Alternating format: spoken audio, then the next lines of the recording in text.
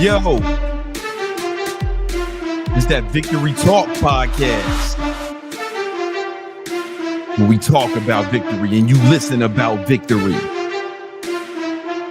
It's the intro about victory. You know what it is, man. Episode 202. We're going to talk about building muscle. All right.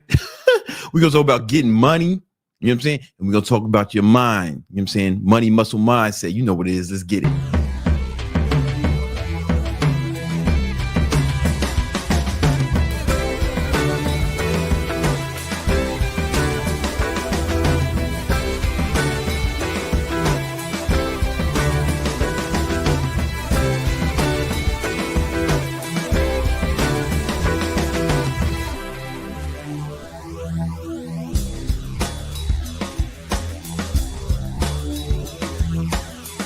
Yeah.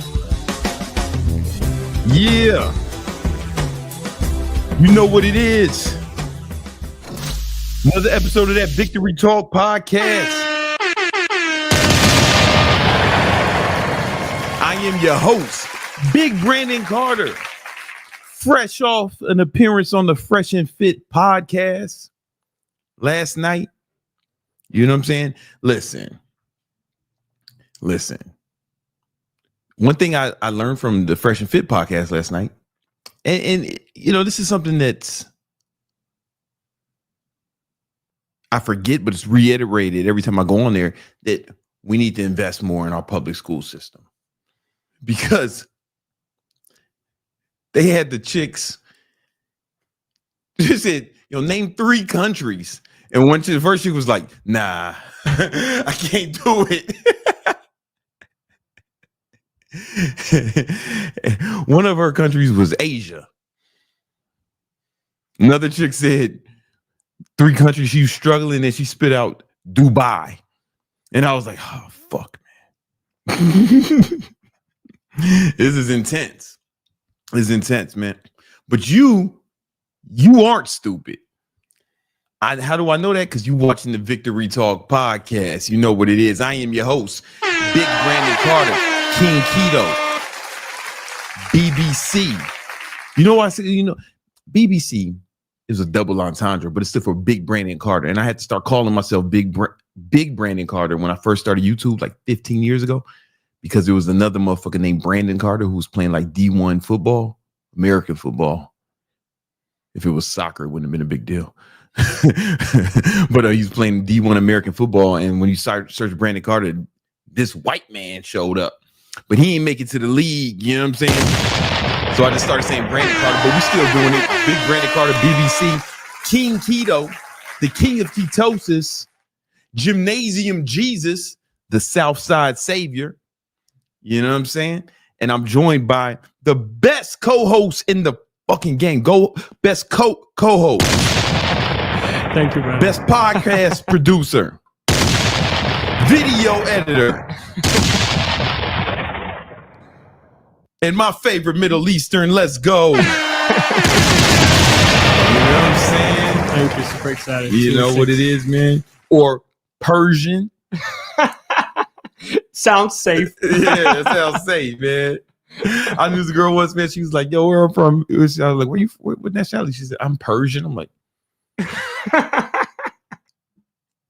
you know that shit ain't exist for like thousands of years, right? Yo, I'm Mesopotamian. I'm from whatever, man. Whatever makes people happy, man. If she identifies as a Persian, That's what it is. You know what I'm saying? I identify as the real ass nigga. All right. So it's all good, man. But I'm not alone. I got, so it's me, Nima, but we also joined by Minovia. You know what I'm saying? Minovia con tatas. Tatas grande. You know what I'm saying? Minovia El Jefe de la Culo.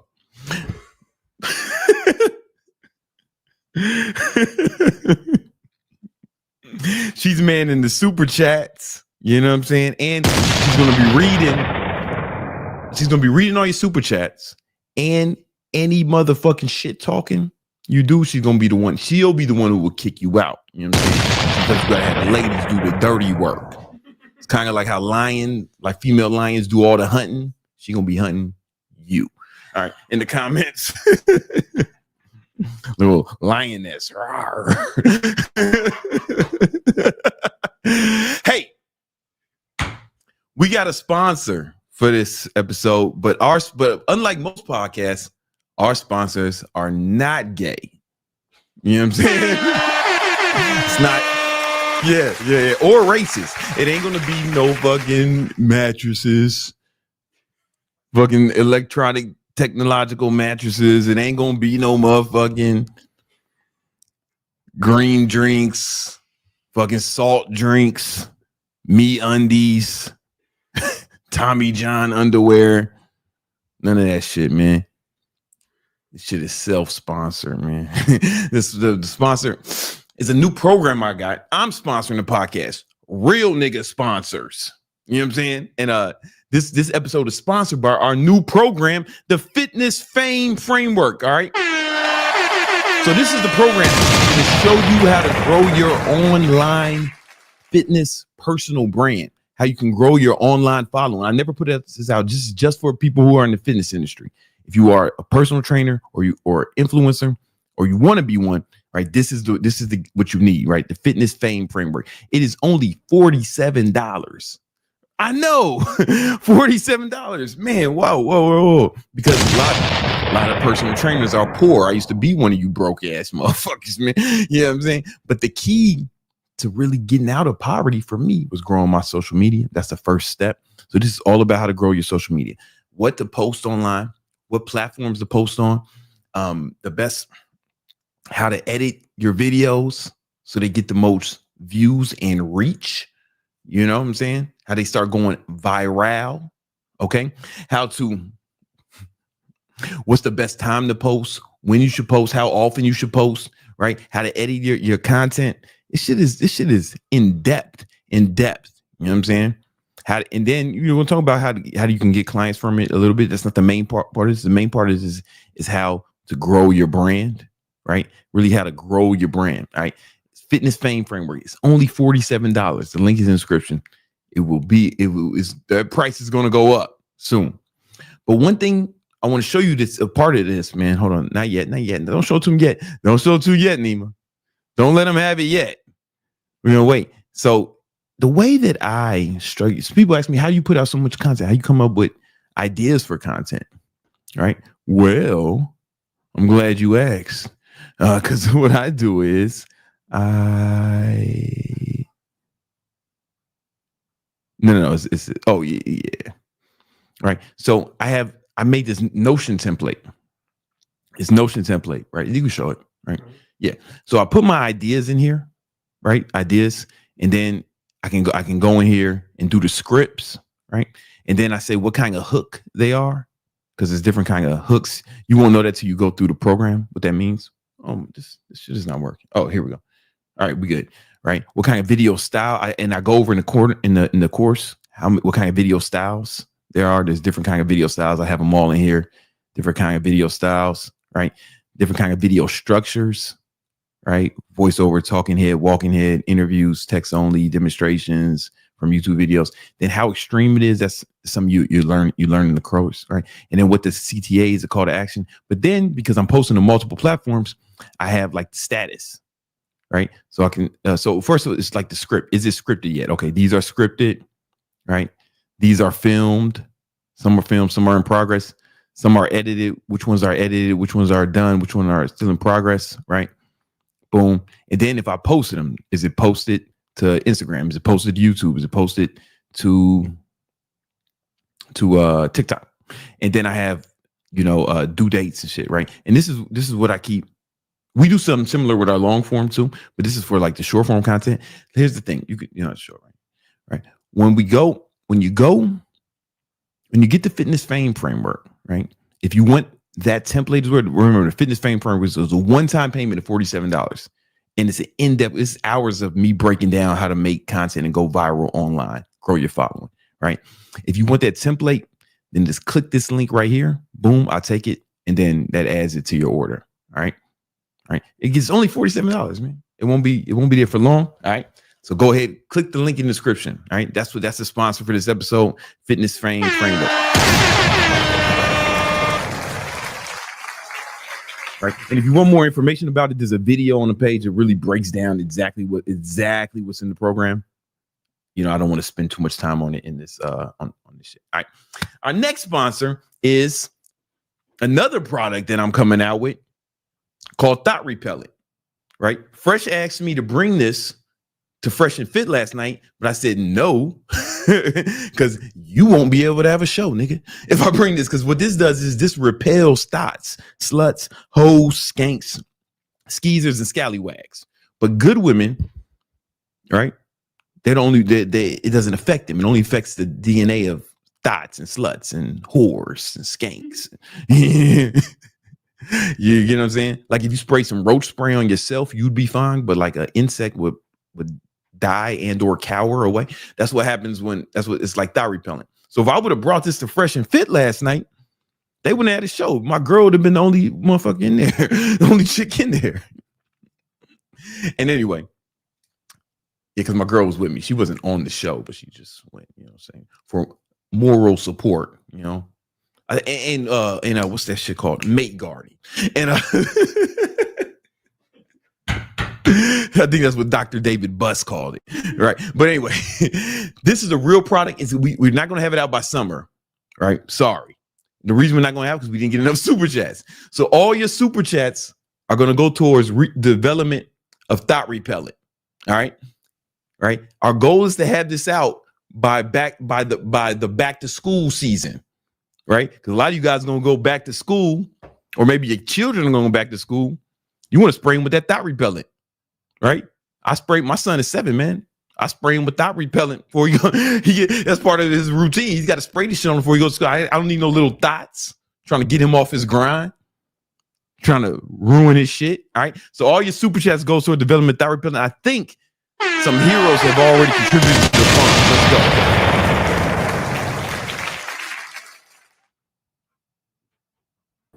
We have Rish9494. Working 80 hours a week. Yeah. Tried IT and other high incomes paths for 3 years. I quit from boredom.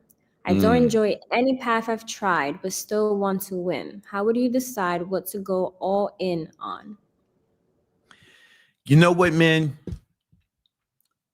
It's weird, because I knew I loved fitness since I was 16, right? And I knew that's something I can go all in, and you have to. I don't know how to tell you how to find what you love.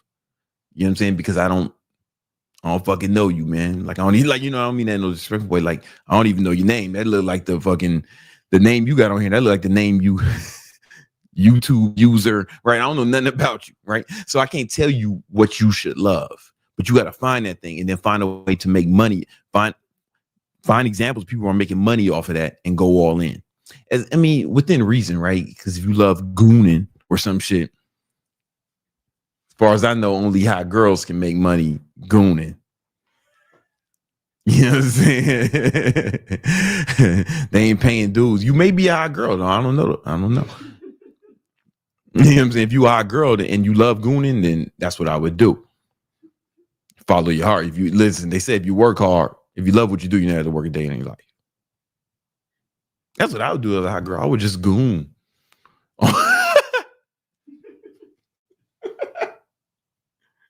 Cause I enjoy it. And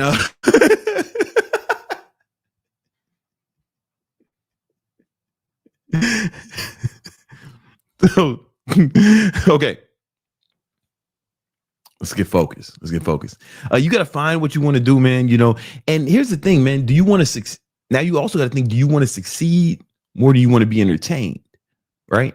Because for 2 years, I did a bunch of jobs that I fucking hated, like I really disliked them, but I did them because I wanted to come up, even though I had a game plan. When you have a game of what you want to do, then you can do something you don't like as long as you know it's in service of a greater goal. You know what I'm saying? So you got to find out that thing that you want to do, and you might have to do some other shit at first for you to work your way into that, But step one is finding what you love, All right. What else we got? We have JBN. Last week, you told me to start tracking my macros. I started now. I'm eating close to 751K surplus. I gained 4 pounds on mostly clean food. Do you have any other advice for fitness goals? I don't know what your fitness goals are. It sounds like you're trying to gain weight, which is good. 4 pounds in a week is a shitload. A lot of that might be water and glycogen, because maybe this is the first time you actually put yourself in a real surplus. Because when people aren't tracking their macros or their calories, they're just fucking guessing. And people are like, man, I tried everything. I can't gain weight. And when they say that, I know they're not doing the one thing that works, is tracking their calories, right? Because humans are just really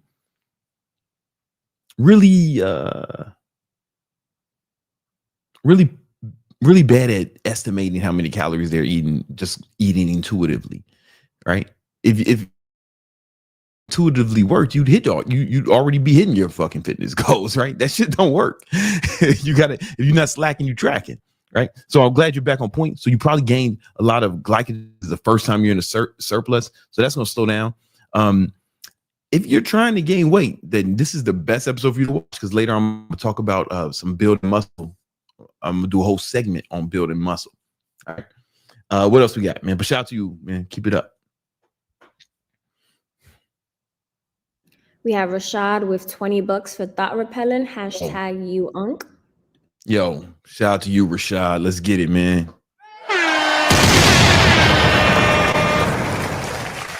And we have Leo.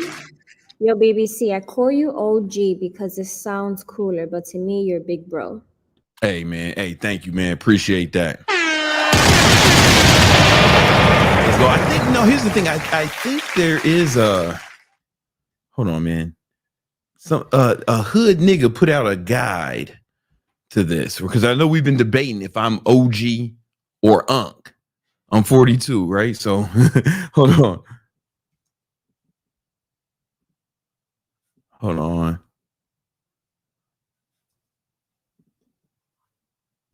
Okay, so if I can find this video. Okay, this dude kind of broke it down. let's check it out. So look, Unk started what? little niggas is from 8 to 14. Okay, so lil niggas is from 8 to 14. That's you a lil nigga. You know what I'm saying?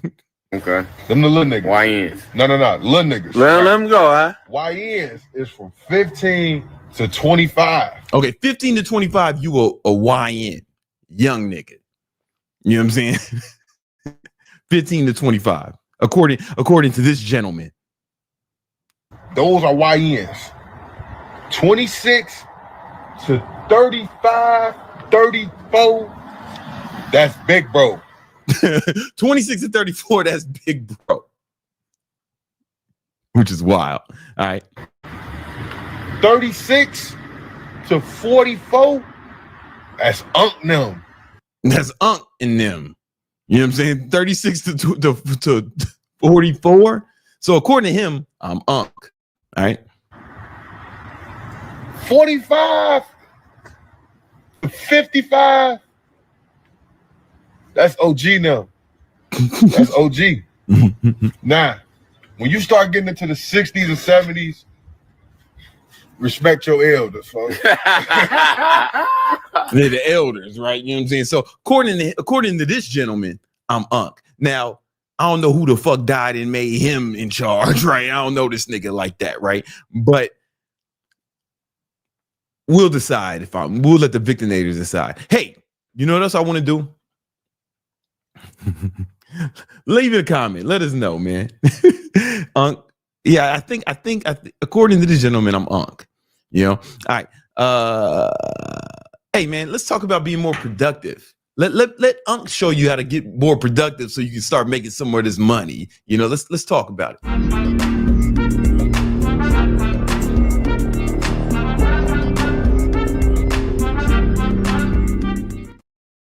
All right, yo. Okay. You know what? Run it one more time. I'd be fucking up.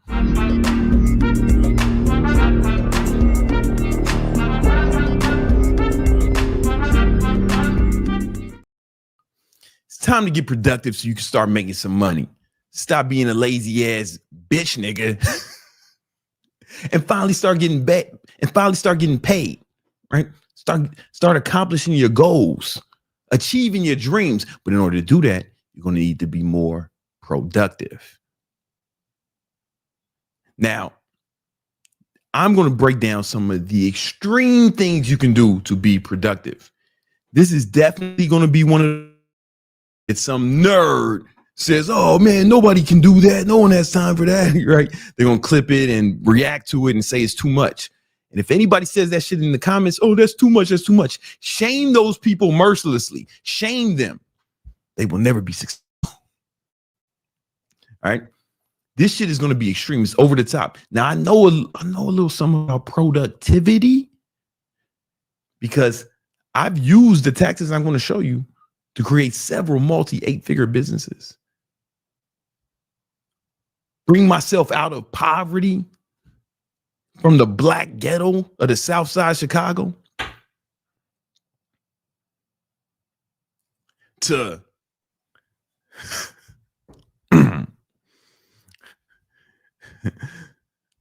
where'd I go from Chicago to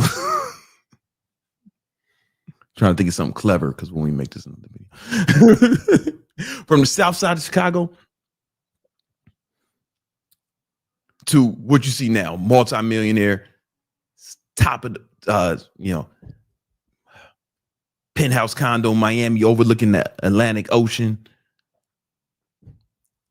millions of followers, millions of dollars, watches that cost more than your motherfucking house, and all types of other gangster shit. Now,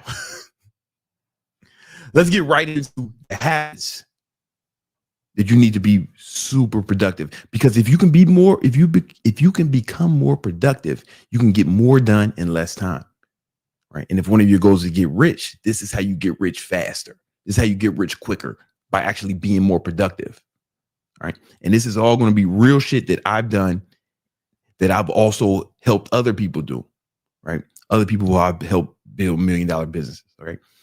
So some of this stuff is things you do.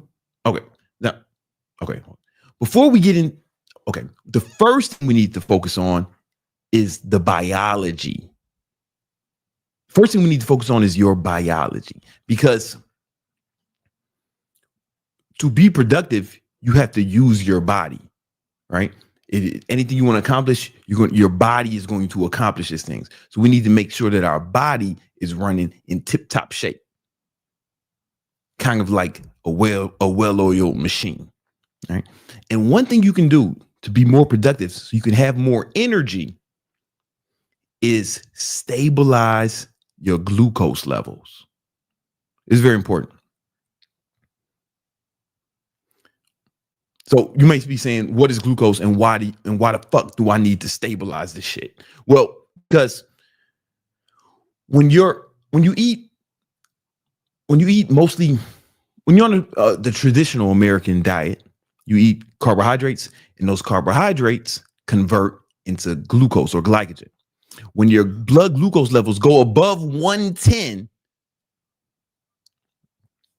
your pancreas secretes a hormone called insulin. And insulin's job is to flush the excess glucose out of your body. Otherwise you'll die. This is why diabetics, they don't make insulin. Their bodies don't make it. They have to inject it, right? Or otherwise they die, pass out, all types of shit, right? The problem with that glucose and insulin spike is insulin is super indiscriminate about how it takes the glucose out of your body. It'll take it from as much as it can out of your body and out of your brain as well. And when that happens, you start to lose energy. This is why a lot of times people get super tired after they eat, right? Lethargic. I think the official medical term for that is the itis. And now that doesn't happen to me because I do the ketogenic diet. It used to happen to me when I ate like you, right? But I've been doing keto for like 8 years, right? Now you don't have to do keto to stabilize your glucose levels. There's things you can do to keep your glucose levels stable. Now, remember, this is an extreme, right? So this is extreme advice in this video. I highly recommend you get a continuous glucose monitor. I did this for a month, right? To really just dial this in so I can be more productive. Get a continuous glucose monitor, put that shit on your arm, wear it there for a month, right? And see how your body reacts to different foods, what spikes your glucose levels, right? Because you want to keep it as stable as possible. If you keep it stable, you'll have more energy and you'll be more productive, right? Those of you who've done intermittent fasting before, where like a 16-hour fast every day, you notice that you're a lot of people report that they have way more energy during the fast. And then once the fast ends, it's kind of like their energy starts to go downhill, right? That's because their glucose levels are super stable during the fast, right? But once they start to eat, right, they have those glucose spikes and insulin spikes. The ketogenic diet or fasting are one ways to kind of stabilize your levels, but there's things you can do even if you want to eat carbs. So here's what I recommend. If you're going to eat carbohydrates, make sure you always eat carbohydrates with protein. You have to eat them together, right? And if you wear a continuous glucose monitor, you'll actually see this effect in real time. Right? If you just eat carbohydrates, especially simple carbohydrates, you'll see a sharp glucose spike, right? But if you eat it with protein, your glucose levels stay more stable, and then you'll have more energy to accomplish your goals.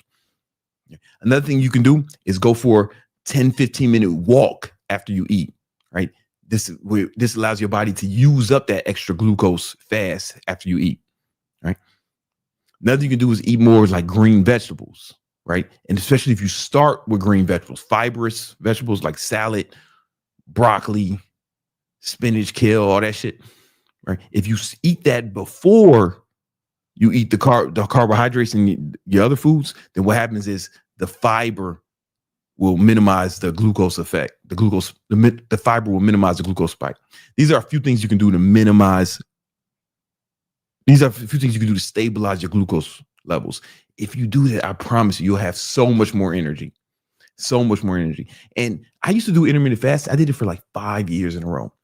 And I was so much more productive during the fast. And as soon as I started eating, it was like, I guess I'm done with work. I had to get all my work done before 3:00 when I broke my fast because I knew it was kind of downhill from there. Right? But what you can do is, and then I went keto and it's like, I had that feeling all day because my glucose levels were stable. Right? You don't have to do intermittent fasting. You don't have to do keto. You can if you want, right?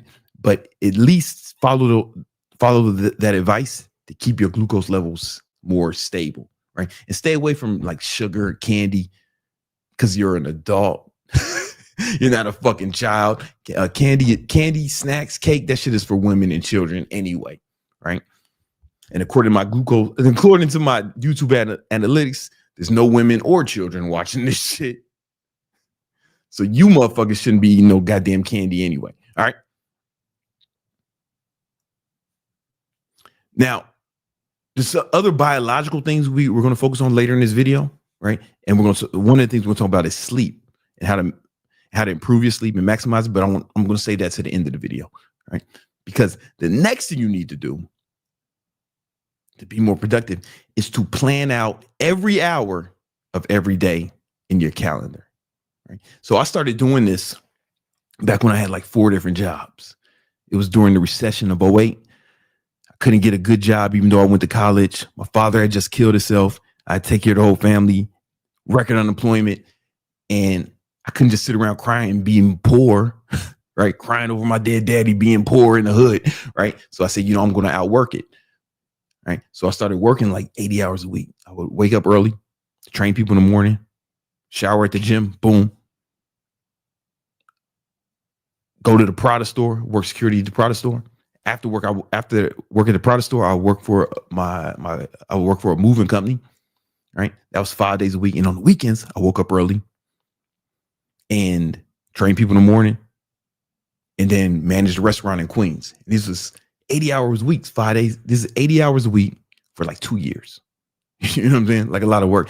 And people always ask me, man, how did you train? How did you get enough sleep? How'd you eat when you were working that much?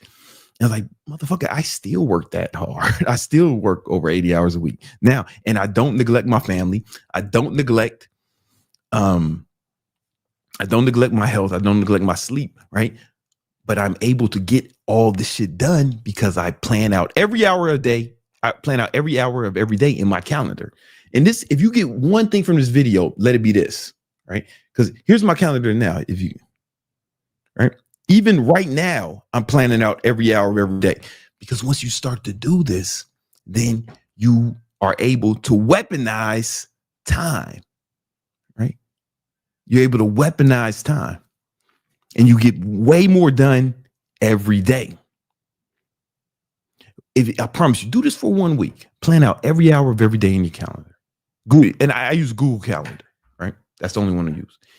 If you do this, a few things that happen. One, you'll get way more done than you did maybe in the whole month before that.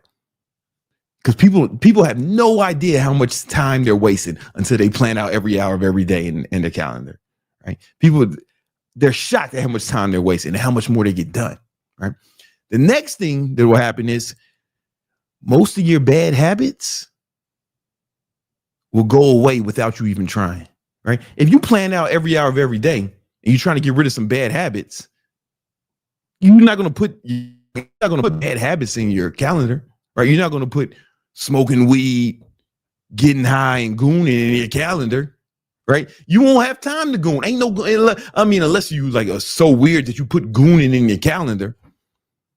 And maybe that is you. Maybe you're dedicated to the goon. Maybe you're on the goon squad.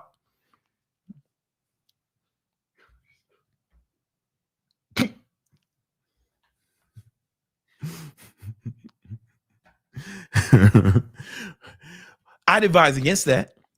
Right. But just put in the things that will help you accomplish your goals in your calendar. You get what I'm saying? And man, you'll get so much done. You'll get so much more done, and all the things you're trying to stop doing, you won't do it as much. Yo, is that my nigga Ian, man, up in here? Yo, what's good, homie? What's popping? Yo. Anyway. Right. Plan out every hour of every day in your calendar. I do this right now, guys. Like I plan out every hour every day in my calendar. And yo, there's no time for the bullshit. Right? There's no time for the bullshit if you plan out every hour of every day. I'm telling you. You won't have to, it won't even take discipline for you to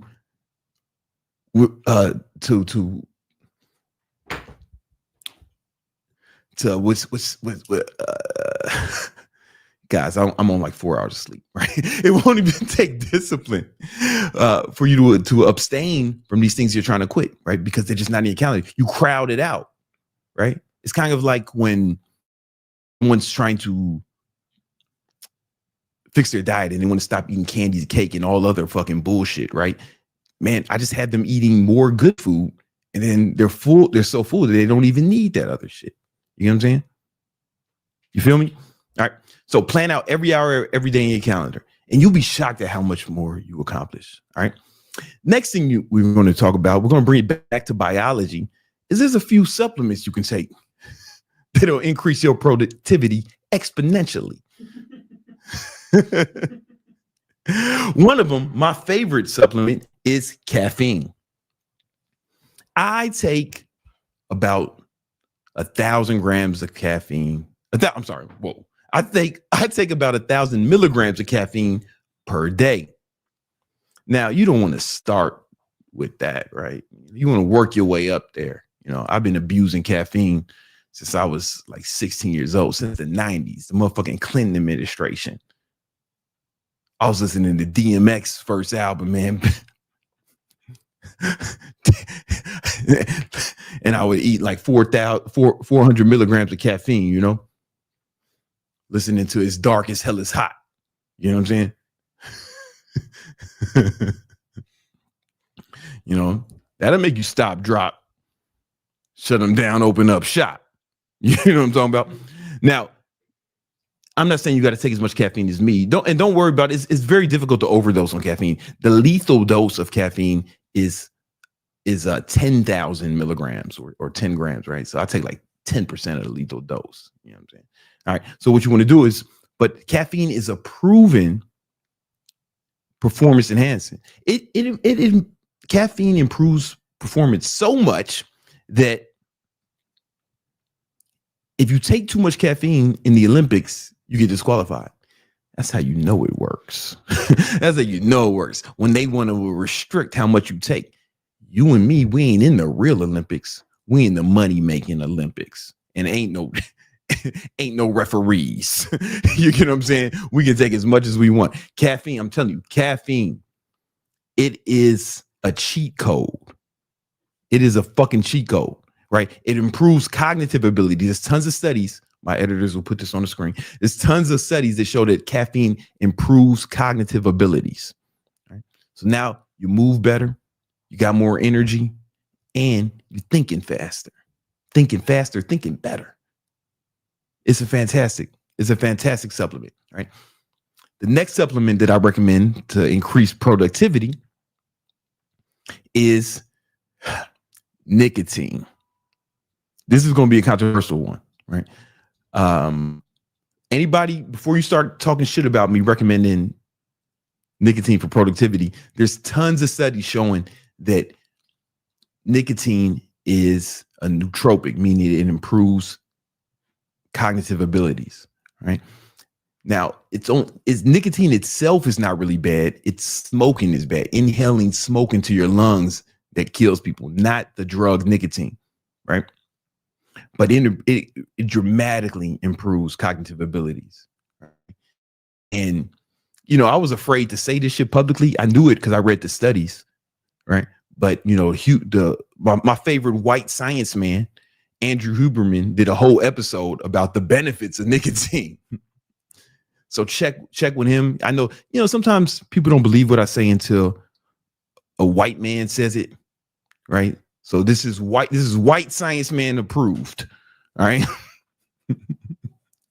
Put a little like yeah, white science man approved. Right. So it dramatically improves cognitive abilities. You know, the way and there's a few different ways you can ingest it that are relatively safe. The safest way is nicotine patch. I'm wearing a nicotine patch right now. Right. Matter of fact, if you've only seen me on the internet, you probably never seen me without a nicotine patch on. And every time I go in the store to buy one, they were like, you're still on step one. Like the strongest one you're supposed to, like, therefore people want to quit and you're supposed to step down gradually. I'm not trying to step down. I'm trying to step it up. There's been times I've had multiple patches on when I really need to lock in.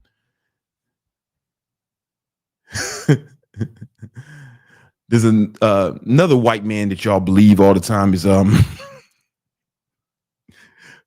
Hormozy. Well, he's really Persian, and Alex, but you know he dressed like a lumberjack, so that's enough. That's the homie. That's the homie. No disrespect. That's the homie. But he says that he'll wear a patch or chew nicotine lodgings, and he says it's almost like Adderall. I wouldn't go that far, but it definitely helps, right? So nicotine patch, you're gonna have nicotine gum, nicotine mints. I think they make, you know, I be popping those when I'm on airplanes. You know what I'm saying? Those are relatively safe. Zen pouches, from what I understand, they're relatively safe. But do your own research, right? Nicotine, potent nootropic. Caffeine and nicotine. All right. Let's take it one step. Let's take it a step further.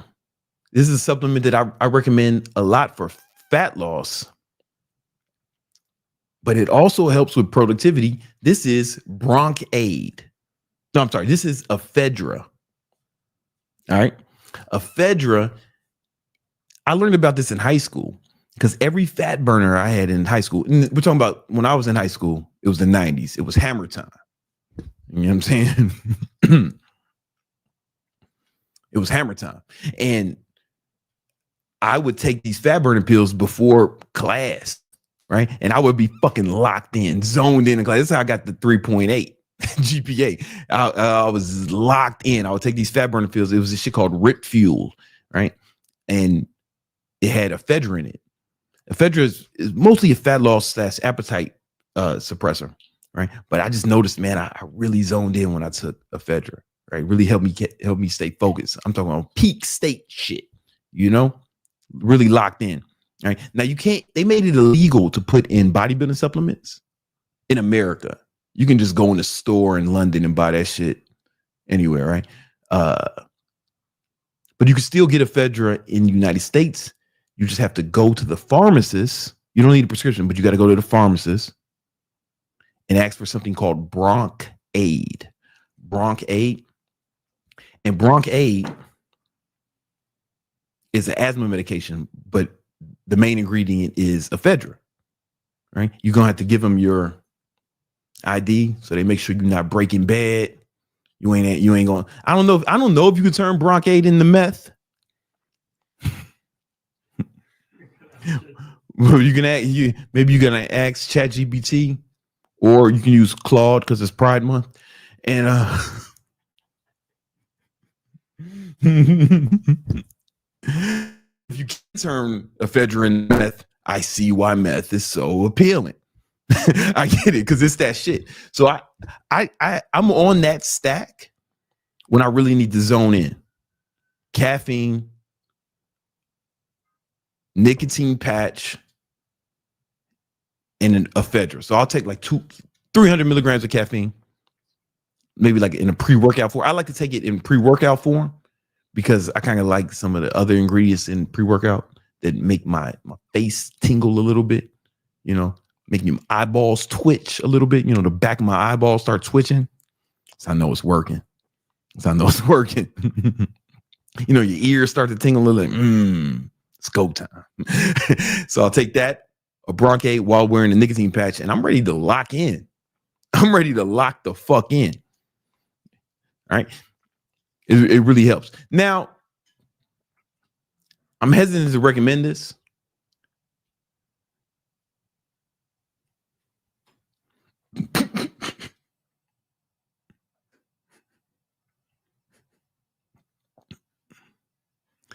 But I'm going to anyway, right?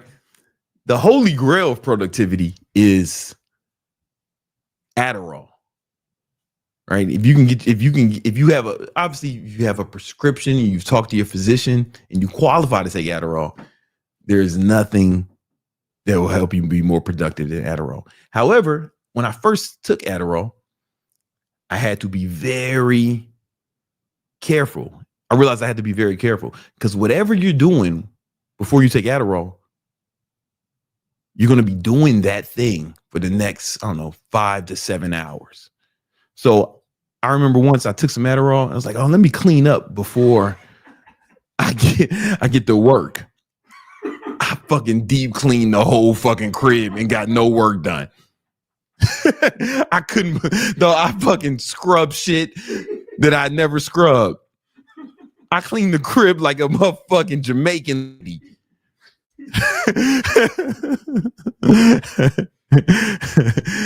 And then once I was like, yo, I was going to work on something, but YouTube was up. I took Adderall, YouTube was up. And this was back when chicks they could put twerk videos on YouTube. I think that's went to Instagram now. But there was a twerk video up, and it came in my recommendations. I guess YouTube thought I should see a twerk video, and I watched the twerk video. This how you know it was a long time ago, because I don't even think the kids say twerk anymore. But it was a twerk video. It was in the title, and I watched about 7 hours of twerk videos. So it's very, very important. Whatever you're doing before you take Adderall, you got to be ready to do it. Have everything set up, then take the Adderall and then get immediately to work. Now, warning, Adderall, the reason I don't like to recommend Adderall, because it's super addictive. It's super addictive. You're going to have to keep up in the dose for it to be effective. And when you quit, there are crazy drawbacks. So, I was super depressed when I quit Adderall. I was depressed for like 2 weeks. And I was tired for 2 weeks.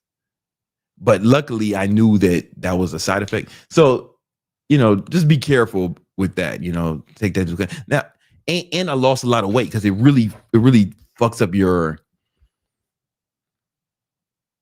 metabolism. It really crushes your appetite. So you won't be hungry at all, and it'll be difficult for you to eat, and you'll be so locked into whatever you're doing that you'll forget to eat. Right. So I lost like a ton of weight. I was mad skinny and kind of like spazzed out a little bit. So my productivity stack is safer than Adderall. Right. But at the same time, listen, depends on how extreme you want to be. This is the video of extreme. If you want to get super extreme, you don't mind not sleeping for, or at least not sleeping well for a few months to a year. And if you don't mind 2 to 4 weeks of depression when you quit, maybe the juice is worth the squeeze, right? Because I can't tell you, right? Because I knew a guy, he was like pounding Adderall and he built a $10 million business, right? He built a $10 million business. And then, he sold it. He couldn't tell me exactly how much he sold it for, but it was a lot. And then he quit. He said he quit. He was depressed for like, a month. He was like, I was like, was it worth it? He was like, yeah, it was worth it. It was worth it, man. So you have to make that decision. You have to make that decision. My stack is something that you can do for fucking, like I've been using that stack for over a decade. You know what I'm saying? The Bronchi, caffeine, and nicotine. That stack is relatively safe. Now, nicotine is addictive too, but it's also cheap. So there's a lot of things I'm addicted to, but as long as they're not expensive, then fuck it. I'm addicted to oxygen. It's free. I'm addicted to water. It's free. Nicotine is cheap to me, right? It's all relative, right? I'm addicted to flexing on the haters, stunning on the hoes, right? I'm gonna do all those things until I die, if I ever die. All right. The next thing you need to do to be more productive, you want to just have all this energy and no fucking game plan, then you know better than a coked up nightclub promoter, right? You want to have a game plan. So you need to plan out all of your goals and have deadlines for every step, right? Plan out all your goals and have deadlines for every step. And then you put every step in your calendar, right? I have a tool that will help you with do that. It's called the Victory Vision Planner. How do I get it out of here? Let me get to it. The link is in the description. Hold on, let me go here. So if you go to Victory Vision Planner, there's one, it's called the Ambition Planner, right? And I'll open this, boom. And this is dummy data in here. But what I have is, what you do is you put your goals here, and then you put out every step it takes to accomplish this goal. And then you put a deadline on every step. This is example data from last year, right? But I'll show you what this looks like. Let's say I set a new goal, right? Fuck yo mama. Now, obviously, this is fake, right? I would never fuck your mama. I wouldn't fuck your mama with my worst enemy's dick, right?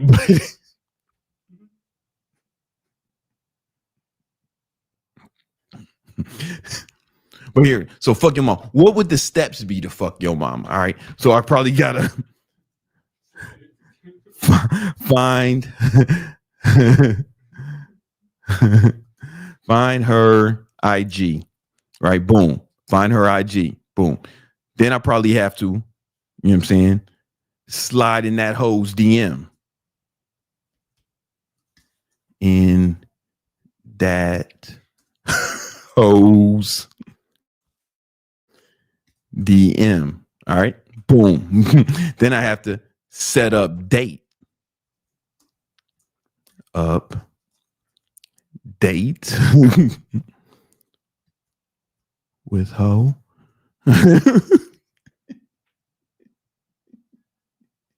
Now, there ain't a whole lot of steps to fucking this bitch, right? You know what I'm saying? Right? Then I have to, what's the next step? Right? Then I have to go on date.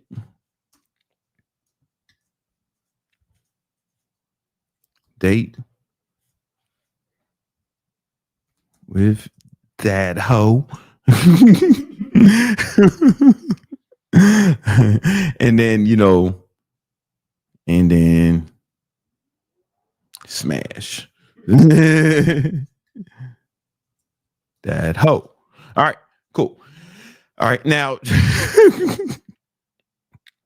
now here's the thing. Now we got deadlines for every step, right? So we remember I said we got to have deadlines in every step. So what we do is we click in the goal, boom.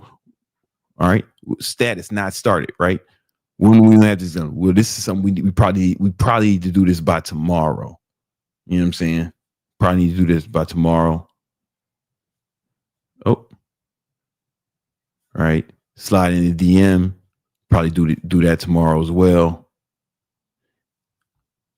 Oh, shit. When we gonna set up the date? You need to do this for all your goals. Like when you're gonna set up the date. Probably talk to her on IG for a little bit. Set up the date. Let's call it Tuesday. Let's call it Thursday, man. You know what I'm saying? Set up the date. We're on Thursday. All right. Go on that date with the hoe. Take it out on Saturday night, man. Show a good time. Oh, what up, Splash, man? And then we're gonna fuck this bitch that same night. You know what I'm saying? Obviously. Right. Now, this is how you set up your goals. You got to have a deadline for every step. That's just an example. The cool thing about the Victory Revision Planner is we can, let's say, find our IG. Let's say this is in progress, right? Boom. We can go to the progress tab that I made for you, and you can see all your goals, like all your goals, right? This is the Lambo goal. This is the 10K a month goal. You can see what's not started, what's in progress, and what's done, right? And you can move once you accomplish this. You can either move it over here like this, right? Or you can do it right here. Just boom, put in progress, right? You can also, what's really cool about this, because a lot of your goals are going to take longer than this, right? You can say this month, here's what happens this month, what you need to do this month. This is where it gets dope. You take each one this month, or we can go to this week, right? Cool. This stuff we got to do this week. And all your goals are going to come up here, right? All the steps for all your goals are going to be here. And what you do is you go on your account, you put this in your calendar, but when you're going to do it, you put in your calendar when you're going to do it, not when it's due. That's the problem. When people set goals and try to plan it out, they only have due dates, and due dates are great, but you also need to put in when you're going to do it, right? When you're actually going to do this thing, put that in your calendar. You get what I'm saying? So you have to estimate how much time each one of these goals is going to take. All right. So I can, if I was, for example, let me bring up my calendar. You don't have to show it yet. I'm gonna bring up my dummy calendar.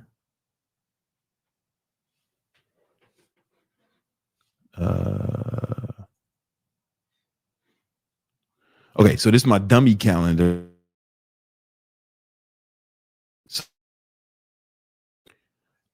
I'm supposed to go on date.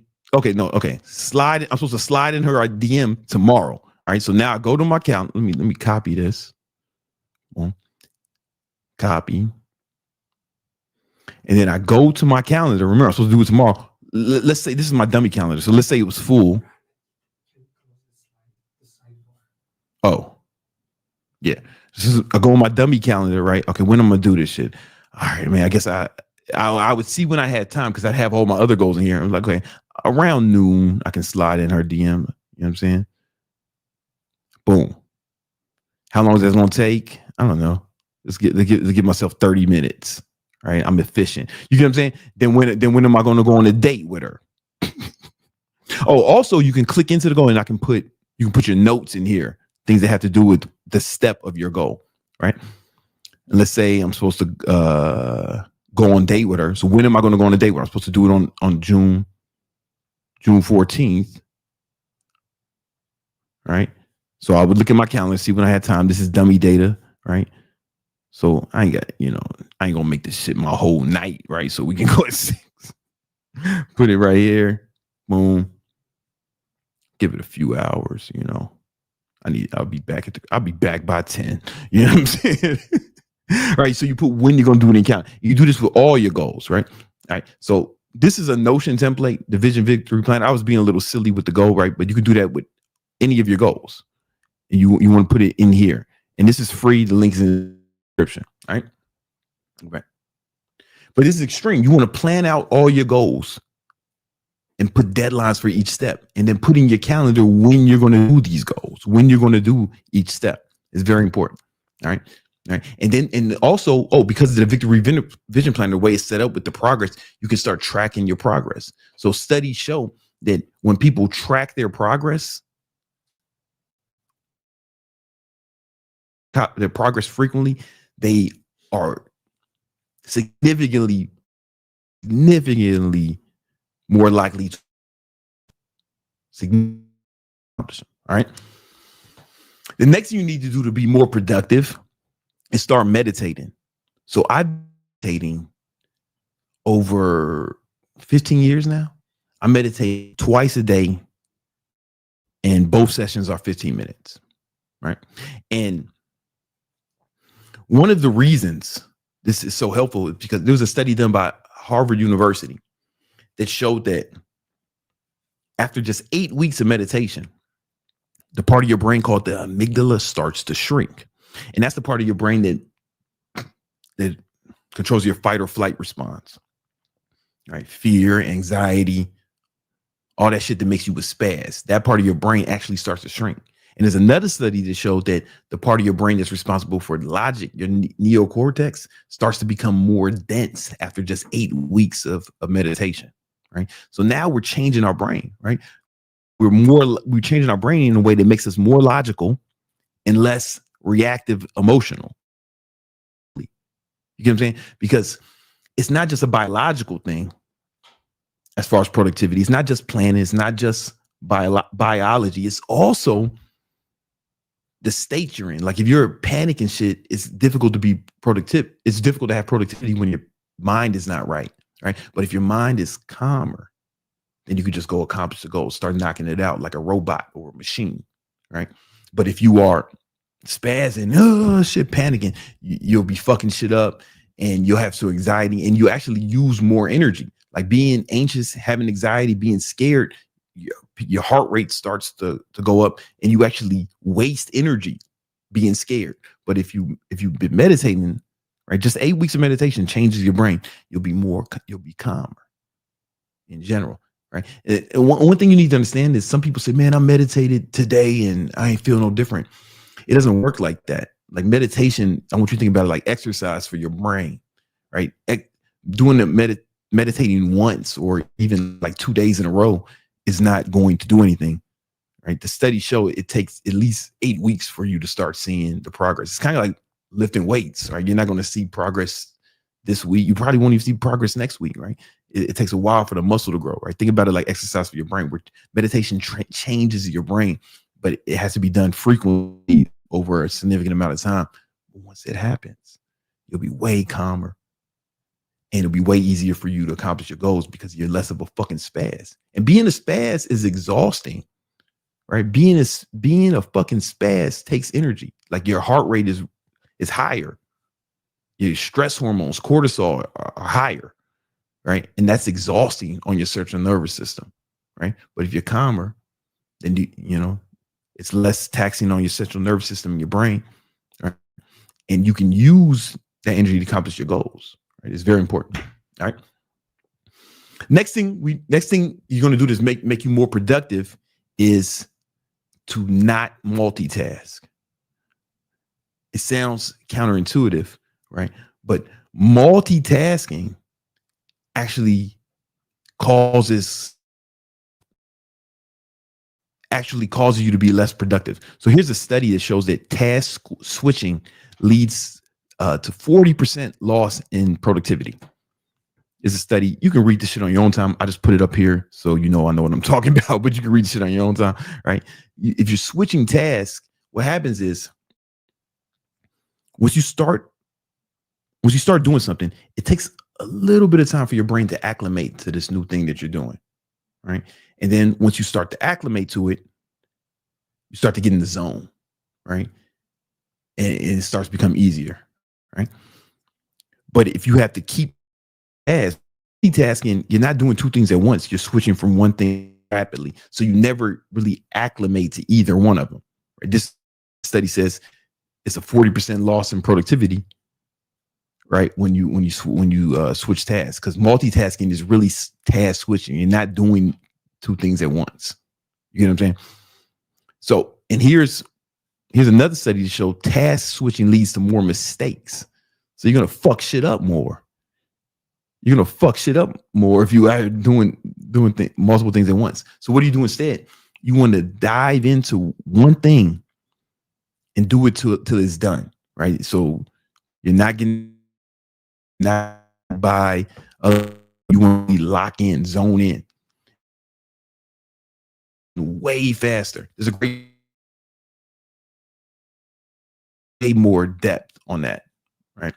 But once I read that book, it took my productivity to the next level because I was getting more done in less time once I stopped task switching.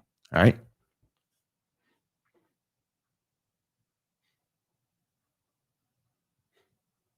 Hey, yo, man, block this gay motherfucking man. Div. He says he needs 10. Yo, man, yeah. Yo, how about you suck my dick, homo? Get him out of here. Anyway, back to our regularly scheduled program. The next thing you need to do to be more productive is to get more sleep, right? Get more sleep, but not only more sleep, but better sleep, right? Studies show that the more you sleep, or the studies show that the better you sleep. There's some video lagging. All right. The studies show that the better you sleep, the more productive you are, right? And it makes sense. If you're all lethargic, it's going to be difficult for you to get more stuff done. So what do? Well, first thing we have to do is we have to start tracking our sleep, right? So you can get some sort of fitness tracker that works for your sleep. You can use the Apple Watch. I use the Whoop. I use Oura Ring, but you can use Apple Watch, Whoop. I guess you can use a Samsung watch. But that's like some real dork shit, right? But any sort of fitness tracker that tracks your sleep, all right? And what you do is you want to keep doing things to improve not only the quantity of your sleep, but also the quality. And there's a few things that I've noticed improve the quality of my sleep. So I don't even need more. Like I used to need like 8 to 9 hours of sleep, right? But because I've optimized my sleep, now I'm really good at just 7 hours of sleep, right? Because I get more deep sleep and more REM sleep. Here's some of the things that help me. One, I have blackout curtains. So it's pitch black in my room, right? Also, keep the room colder, right? In the low 60s. The low 60s. Studies show that people sleep better and people have a better quality of sleep when they're in a cold room. Another thing I got from a book called Why We Sleep by I forget the guy's name, but he studies sleep at Stanford University. And he said in his book to wear socks to sleep because it helps regulate your body temperature. Because we some shit that I don't remember, right? But wear socks when you go to sleep. All right. he also said to take a shower before you go to sleep, a hot shower before you go to sleep. And this regulates your body temperature as well, right? Now, if we want to get more extreme, remember, this is the extreme video. I have this thing called a chili pad. And it makes my mattress feel like the warm side of a pillow, right? It's like this little refrigerator unit on the side of my bed that runs cold water through this mattress pad that's on top of my mattress. And it feels just like when you flip your pillow over, the cool side of the pillow. Imagine your whole body feeling like that all night. It's amazing. Once I got that, my sleep performance skyrocketed. And I noticed that when I leave home and I have to sleep somewhere else, I get less deep sleep and less REM sleep, right? So it's something that really works, right? If you do those things, man, you will be way more productive, all right? These are the things that really help me get way more done in way less time, all right? Make sure you download that Victory Vision Planner. The link is free. Plan out your goals. That's very important, all right? And you may be thinking, man, well, now that I know now that I have all these productivity tips, what goal should I weaponize this against? Right. Well, maybe for me, it was building my online fitness business. Right. And I use these productivity tips to build my online fitness business to over multiple seven figures. Right. Now I teach other people how to do it. If you want to learn how to grow your online fitness business, I got a free ebook called The 10 Commandments of Online Training. Right. It will really break down everything you need to be an online trainer. Go ahead and click the link in the description and check it out. It's free. All right. Peace. All right. What else? I think we got some super chats. Let's go.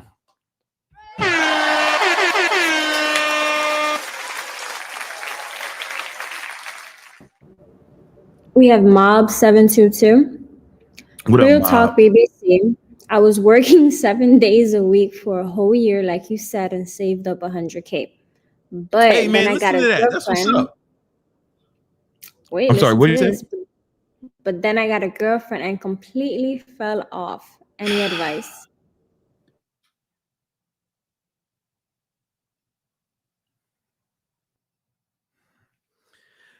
Look, man. There's a movie that came out when I was young. It was called Belly, featuring Nas and DMX. It's not a good movie. However, I've watched it over 100 times. It's not a good movie, but it's entertaining. And there's one part where Nas was talking to DMX. They were driving around and smoking weed, and Nas was like, "Yo, man, Keisha said we should move to Africa or some shit." And DMX said, "What? Nigga, you listening to a bitch? Bitches will fuck your whole shit up." And I know what he meant, but I learned what DMX meant. And it looks like you just learned what he meant too. You know what I'm saying?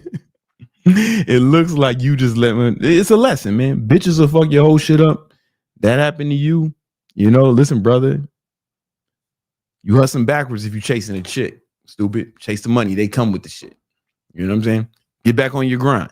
Get back on your grind, all right? Yeah, just get back on your grind. Do what you was doing, man. Fuck what that hoe talking about, man. What else we got?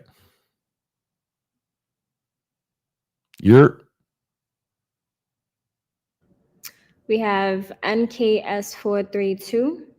I heard you. Lost 60 pounds with calories plus protein, walking full body 3 times a week. Got strong and reversed diabetes. Now going on HRT. Oh man, I guess that's just no question. He's just giving some props. That's what's up. Shout out to you, homie. What else we got? We have KMC Legacy. Mm-hmm. What's up, Brandon? If we get 25 clients and have each one pay $80 a week, do we train all of our clients together 7 days a week or train separately? Okay, so here's the thing, Kelly. You think that you're training them like so every once in a while I go down to the gym in my building and I see some motherfucker with a iPad on a tripod or something, and it's trainers on there, right? And you think that that's what online training is. That is not what I teach. That is some real silly shit, right? It's okay, Kelly, because you ain't know, right? But what we're going to do is, what I teach my students to do is to actually Oh, I'm sorry, Miss. It looks like Kelly friend. I'm sorry, Miss Legacy. You know, what I teach my students to do is to give them the custom workout plan and meal plan. They do it on their own, but they have to track it, and you make sure you keep them accountable to make sure they did it. You get what I'm saying? So you're not training them like via Zoom workouts. Like, I get it. A lot of people think that, but that is totally wrong. That is not what you do. All right. What you need to do, if you want some more information on like how to do it right, go ahead and click the link in the description. Download the it's the second link. It's called the 10 Commandments of Online Training. It'll put you on the right path. All right. What else we got? All done. All right. All done. Guys, check this out, man. If you haven't already, make sure you grab your copy of the Fitness Fame Framework. This is for online trainers or fitness influencers, or people who want to be online trainers or fitness influencers. And this is a program that shows you how to build your following online, how to grow your following, right? How to start going viral online, right? How to get way more followers, way more subscribers on YouTube. We talk about YouTube, TikTok, and Instagram. Those are the main platforms that we talk about in the program, and how to grow them fast. Because I've helped so many people grow their following fast, right? And I really break the whole shit down: what to post, when to post, how to come up with ideas, how to use AI to help you out, right? And if you click and it's only $47. It's only $47, a one-time payment of $47, but it's an in-depth course, right? And there's courses on how to grow your following, there's courses on social media, but none are made specifically for fitness influencers, right? For people in the fitness industry. And I'm well suited to teach you this shit, right? Because, you know, I wouldn't be a multimillionaire had I not built my following. You get what I'm saying? It's very important. This is the first step to making a whole bunch of money. Then there's all types of ways you can monetize it, right? But if you want to grow your fitness following and you got $47, it's like fucking nothing. It's like less than dinner, less than a night out, a few drinks, right? You know, click that link, check it out. And then if you're really serious about this shit, right, go ahead and click this link right here and add the content planner. This is that Notion template that I actually use when I make my content, and it'll be there for you too, right? This is I wanted to put out something cheap for online trainers or people who wanted to get into online training, something cheap that's really in depth, right? So this is a video program, only $47. The price is going to go up soon. Make sure you get in now. All right, cool. Guys, y'all know I read a lot of books. I stay reading, all right? And we haven't done this segment in a long time, but it's called the Book of the Week.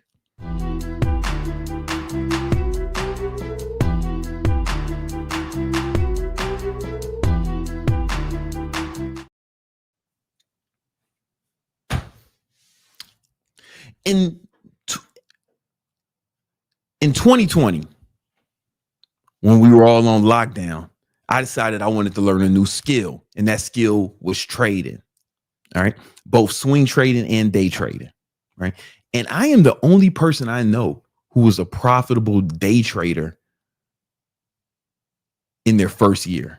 I'm really the only person I know who's done that. And one of the reasons I was able to be profitable my first year of trading was because of this book. It's called Trading in the Zone. All right. I read this book, I don't know, about 20 times that year, right? Between reading it and listening to the audiobook, it was about a total of 20 times. Because this is not just a book about trading. This book can be applied to life in general. It's really one of my favorite books that I've ever read. All right. And I actually become a pretty good trader. So like if I show you, you show my iPad. Oh, wait. This was me yesterday. Is it showing? Oh. What? Okay. This is a photo of yesterday. So what I do is I trade futures with a prop firm, meaning so I don't trade with my own money. I have, you know what? Oh, take that off screen. Let me see. Okay, that's this one. Yeah, I trade futures, not with my own money. With a prop firm, and I have 20 funded accounts. Right. So they gave me, I have $150,000 to trade with each account, right? And the prop firm is called Apex, right? And this was just yesterday, man. I made about $1,000 each account. So a quick 20 grand trading, right? Now it took me 5 years to get good enough to do this shit consistently. You know what I'm saying? But I've been making a lot of money trading, right? And one of the main reasons is because I read this book. So in this, so I want to break down. I want to break down this book for you and show you how you can apply it to your own life. There's also, if you want to check it out yourself, there's also a link in the description. All right, so hold on for a second.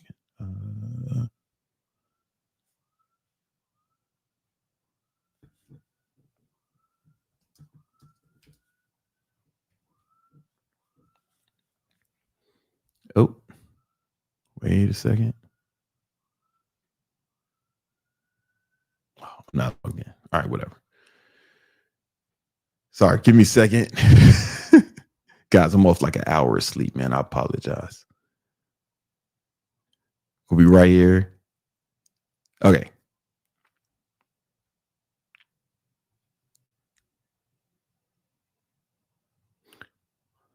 All right, so the main point of this book is it's not any trading strategy. He didn't talk about strategy at all in this. He didn't talk about trend line. He didn't talk about how to trade. He teaches how to think, right? And these lessons can be applied to anything. So the author Mark Douglas, right? He says that trading is more about psychology than it is about the system, right? To consistently trade profitably, right? You got to have emotional discipline and understanding of probabilities. It's very important, right? So this is a mental game. This is a mental game. And Mark says one of the main reasons why most traders are not profitable, I think statistically 90% of day traders lose all their money. Very low odds. Very low odds, right?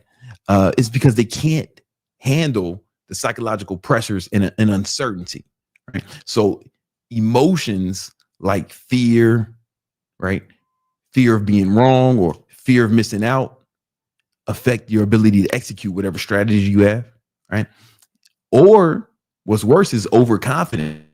Like overconfidence can be dangerous too, right? This leads to self-sabotage, hesitation, reckless behavior, and inconsistent results, right? But here's the thing about trading. Let's say you have some sort of edge, some sort of strategy that gives you an edge, right? Think about it. Every time you're trading, you're not seeing the okay. I trade futures, right? So, but when you're trading, you're really guessing that something is going to go up or it's going to go down, right? That's when you're placing the bets. Your betting is going to go up and down. Theoretically, you have a 50% chance of being right, like flipping a coin, right? To be a profitable trader, you only need to be right 51% of the time, assuming you have proper risk management in place, right? And you have proper risk to reward, right? But the thing is, people, like almost any strategy will work. It's the emotional part where people fuck up. So there's five fundamental truths that Mark says you need to understand about trading. And the first one is one, anything can happen. Anything can happen, right? The market is unpredictable, right? Any trade can lose, right? And you need to accept this, right? And free yourself of the need to be right. So one of the things that helped me be successful is like, I'm not trying to be right. I'm trying to execute my plan perfectly, right? And I just need to be right more than I'm wrong. I just need to be right more than I'm wrong, right? And if your strategy has a real edge, all you have to do is execute it perfectly, right? But you don't have to be right. And what's fucked up about trading is you can do the wrong thing. You can break your rules and deviate from your strategy and still win. The problem is you've been rewarded for breaking your strategy. And because you rewarded yourself for doing what you weren't supposed to do. I mean, because you got rewarded for doing what you're not supposed to do. Now you're not going to do the thing you're supposed to do because you just got rewarded for it. Right. So you can do the wrong thing and be right. You can do the right thing and be wrong. Right. That's the fucked up thing about trading. But it's also like that in life too, right? And another thing Mark says, you don't need to know what happens next, right? You just need to focus on your statistical edge over a series of trades. So it's not about it's really about being right more often, not always, right? You just need to be correct more than you're incorrect. And just know you're going to be correct sometimes. You're going to lose sometimes, and that's fine, right? And another thing Mark goes to is that the market is random, right? There's a random assortment of wins and losses, right? Even with an edge, wins and losses are random in the short term. And a losing streak doesn't mean your strategy is broken. So I think a lot of times people will go through one of these losing streaks and they'll abandon their strategy or they'll start looking for other strategies.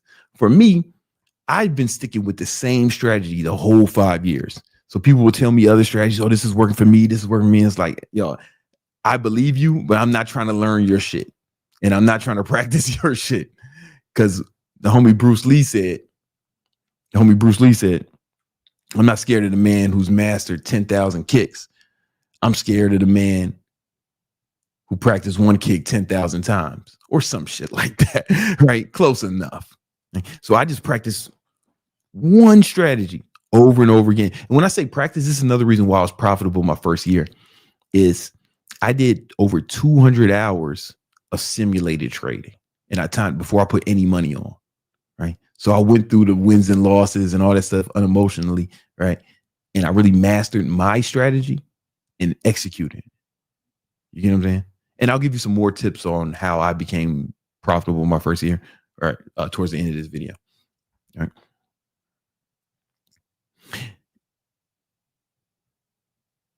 And then the next thing Mark says is even with an edge is just a higher probability, right?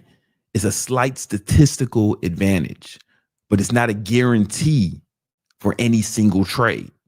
You got to focus on long term. And this is just like a good life lesson. Sometimes you'll be wrong. Sometimes you'll fuck up. But it doesn't mean that you are a fuck up or even what you did was wrong. It's like sometimes shit just doesn't work out. You know what I'm saying? Sometimes shit just doesn't work out each time. But you don't want to focus on a sample size of one. You want to see what's happening over a long period of time. Once you start getting a long sample size, once you start getting a large sample size, then you'll see if your edge is really working or if you're good at executing that edge. You know what I'm saying? So you can win or lose any trade, even if you do everything right. But it's like over a series of trades, over a long period of time, are you winning more than you're losing? You get what I'm saying? Are you winning more than losing? That's the key. That is the key, right? And then another thing Mark says is every moment in the market is unique, right? So don't let past emotional experience influence your current decisions. See the market objectively in the now moment. Right? So I see this a lot with people who trade like they'll lose a bunch of money or they'll lose and then they'll start what we call revenge trading. And they want to get back into it and win. And they, now their emotions have taken control. Right. But the market didn't do anything to you. The market is random. So random. You just got to look at it like as organized chaos. Right. And your job is to snipe the right moves. But it's very difficult for people to understand because in the moment, emotions get involved. I want you to think about a casino, right? In the casino, right? If you're playing like a lot of the games, you have the same odds of winning as the dealer or the house. You know, dice are going to fall the way they fall. Cards are going to be randomly distributed, right? But casino doesn't need to win every hand to be profitable. They can lose a bunch of hands and still be profitable, right? But the thing is, the dealer is going to do the same thing every time. The dealer's not emotional about it. The dealer don't give a fuck what happens. He's waiting till he gets off work so he can go the fuck home.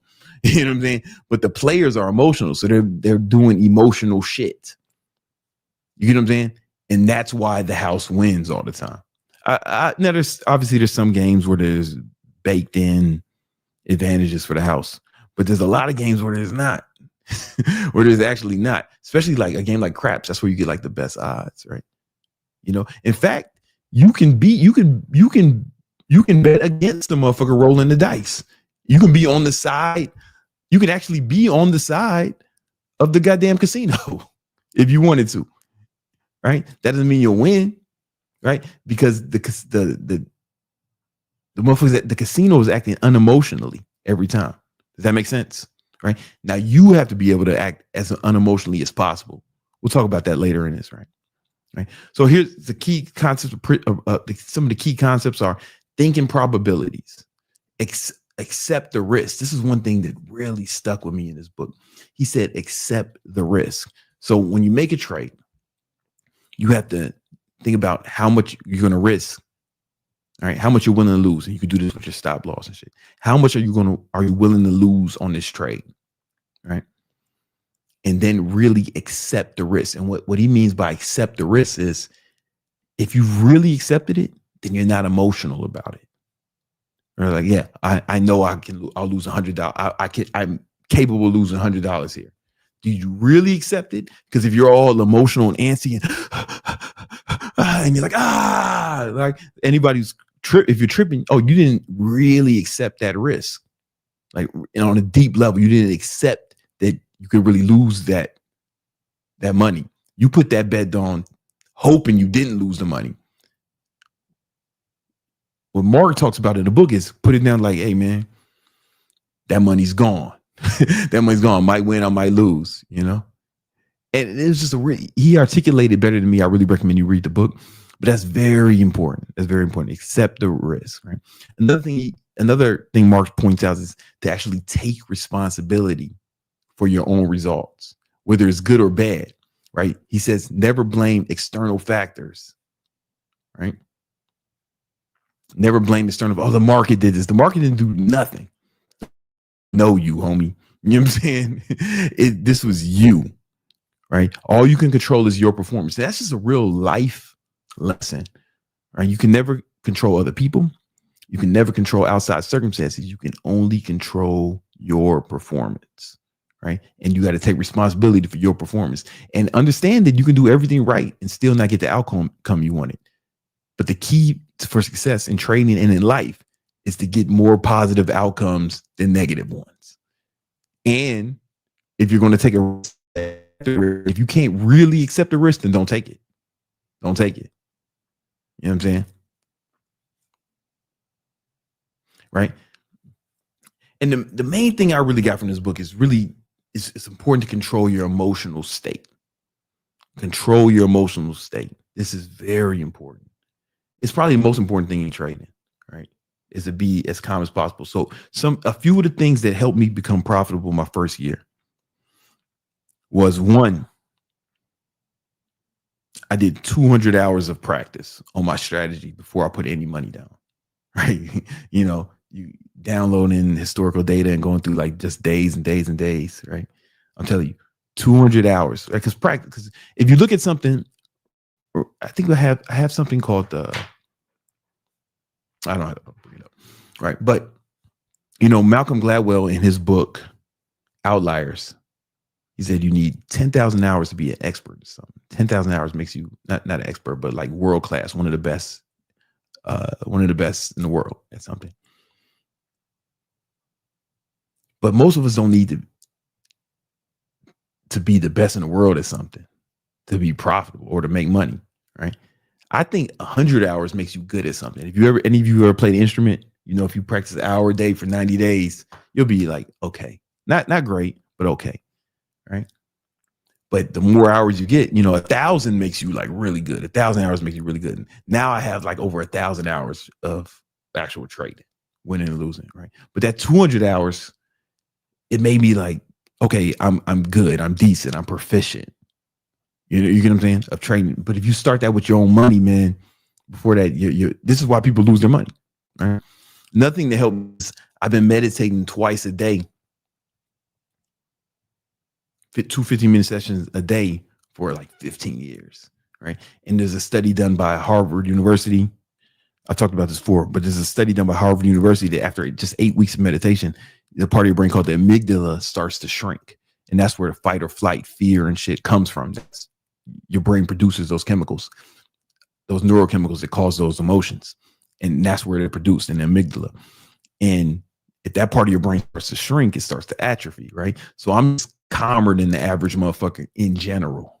Like I'm just less of a spaz than the average motherfucker in general, because not because I'm special, just because I've been meditating for like 15 years, right? And that shit really helps. That shit really helps if you're trying to get good at trading. Another thing that helped me out a lot, being profitable my first year, was it wasn't my only way to make money. Like I was making money doing something else. Because I think it would be difficult for me to be calm and less and unemotional if I was dependent on that money to survive. You know what I mean? Then it would be too important, right? But if I think about it like extra money, like a hobby, then it's like it's easier for me to be calm, right? So I always keep making extra money. I never want to rely on this, even though like I made 20 grand doing it yesterday, right? That doesn't mean that, man, I better just stop everything and just do this. Fuck no. Because if I stop everything and just do this, then it becomes too important. Right now my son's education and food is dependent on how well I trade. Then I really give a fuck when I'm training. It's gonna be difficult for me to be unemotional about it. Right. So I say if you can do those things, get at least 200 hours of simulating practice with no money. So you're good at executing your strategy. And one more thing I did is I only trade one instrument. So other people, they trade different. I know some traders who trade other stuff profitably, multiple instruments. But for me, man, it's just my first year, it was NASDAQ. My first year was S&P 500 futures, right? SE. Now I trade NQ futures, right? NASDAQ, just because I like the way it moves.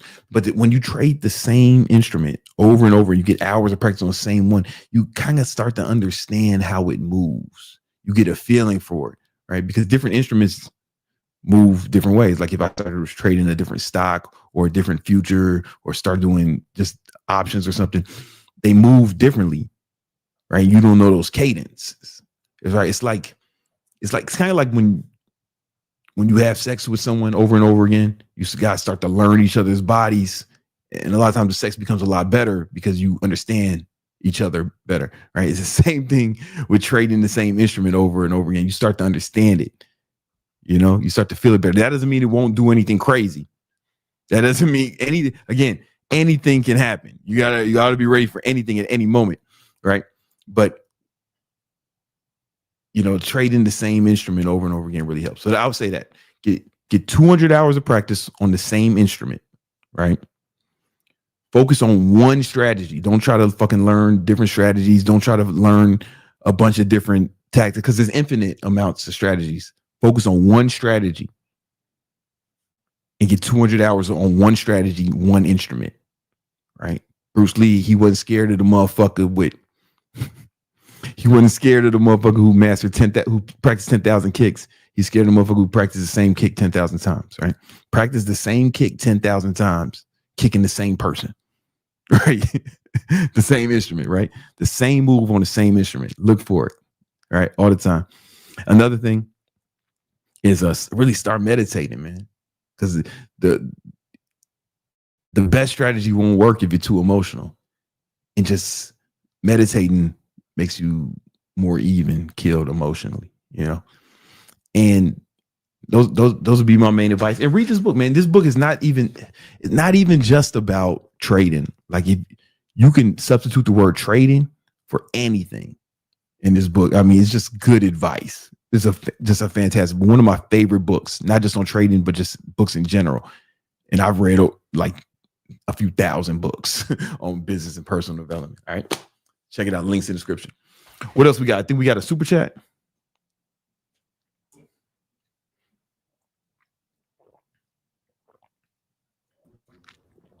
We have Keith Rob TV. All right. What's good, OGB? When working 12 hours a day, would you suggest focusing on doing one thing until you hit the goal? How do you manage hitting 2-3 goals a day? Okay. So different goals, when you're trying to hit different goals, it's really important, man. Like if you get that victory vision planner, right?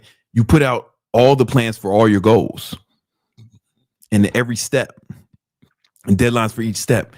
And then you can just look at your month bar. So, okay, this is what I need to do this month to accomplish all the goals.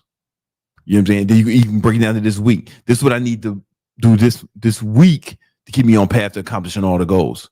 So it's really just like that. It's like planning it out and organizing it. That's what's so beautiful about the Victory Vision Planner. Like I made this for me. You know, I used a different version of it, but when Notion came out, I made that for me and I'm giving it to y'all. Like I still use that right now. And this is how I accomplish different things simultaneously, you know? All right. I hope that helps. All right, guys, listen, before we get up out of here, man, make sure you get the Fitness Fame Framework. If you are a fitness influencer or aspiring fitness influencer or aspiring online trainer, right, and you want to grow your following, this is the only program I know that focuses just on helping fitness influencers grow their following, right? And when it's taught by me, by somebody who's built, you know, got 1 million Instagram followers, 1 million YouTube subscribers, 1.5 million Facebook followers, 500,000 TikTok followers, right? And so I not only that I did it, but I've taught people how to do it, like thousands of people how to do it, right? How to grow their fitness, their how to grow their following as fitness influencers. Go ahead, get this shit. This is only $40. The price is gonna go up, right? So it's a one-time payment of $40, right? And it's a really comprehensive course, man. $47, right? Really comprehensive course. Price go up. You don't want to miss out on that. All right. We do this every Tuesday and Thursday at 7 p.m. Eastern Standard Time. All right. I'll let y'all.